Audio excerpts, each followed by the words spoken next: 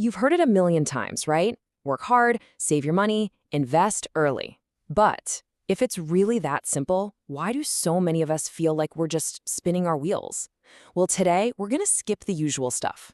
We're going to pull back the curtain on the one thing successful people know but almost never talk about. You ready? Let's dive in. Seriously, have you ever felt that? It's like you're playing a game, but you're pretty sure someone ripped a key page out of your rulebook. You look around, you see people winning, and you're just left thinking, what is their secret? What am I missing here?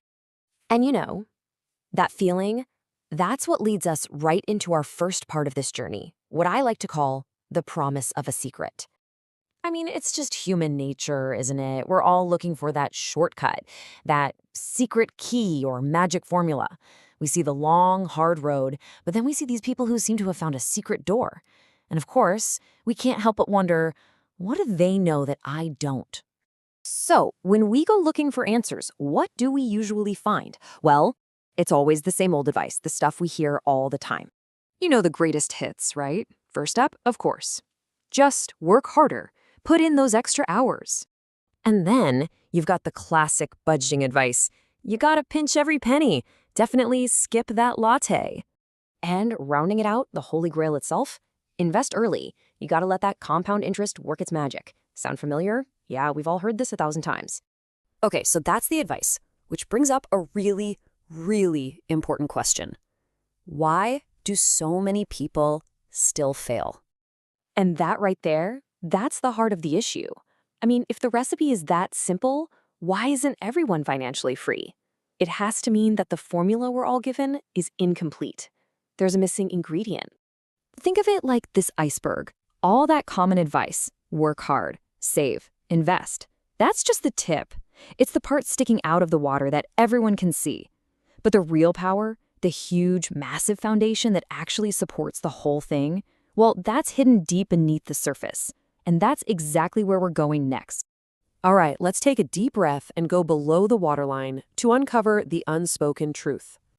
Okay, so this big secret, it actually has a name. It's called psychological capital. Now, what the heck is that? Think of it as your internal engine. It's not about what you do, the saving and investing. It's about the why you keep doing it. It's that resilience that gets you through a market crash without panicking. It's the optimism you need to even think about starting a business. It's that core self-belief that pushes you to keep going when things get really, really tough. It's the fuel for all the right actions. So look at this. It really shows the difference, right? On one side, you have the common way of thinking. The what? It's all about tactics, numbers, chasing after more wealth. It's all external stuff. But then on the other side, you have the hidden focus, the why. This is all about your mindset, your emotions, building that internal fortitude. It's a huge shift from just chasing money to figuring out what enough actually means for you. Okay, so this all sounds great, but how do we actually build this internal foundation?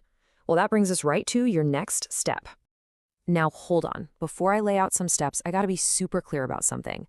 I am not about to give you another magic formula. That would defeat the whole purpose. The entire point here is to stop looking for someone else's perfect plan and start building your own solid foundation. So, where do you start? Let's break it down. Step 1. Define what enough means to you. Seriously, tune out all the noise and get laser focused on what a truly rich life looks like for you, not for anyone else. Step 2. Build sustainable habits, not just these big, scary goals. It's all about small, consistent actions that create real momentum over time. And finally, and this one is a biggie, you've got to confront and manage your fear of failure. Start seeing it not as the end of the road, but as valuable feedback that tells you what to do next. And really, all of this leads to the biggest takeaway here. Stop chasing financial success itself. It's like trying to catch a shadow. Instead, pour your energy into your mental and emotional health. Because when you build that strong internal core, you'll find that true wealth often just shows up as a natural, welcome result. So I want to leave you with something to think about. Is true wealth really measured by the number in your bank account? Or is it measured by the things money can't buy? Things like peace of mind or a real solid sense of who you are. I'm curious what you think. Let me know down in the comments. Hey, thanks so much for digging into this with me today. If you're ready to start looking beyond all that surface-level advice, do me a favor and hit that like button. And definitely subscribe for more explainers that go a little deeper. I'll catch you in the next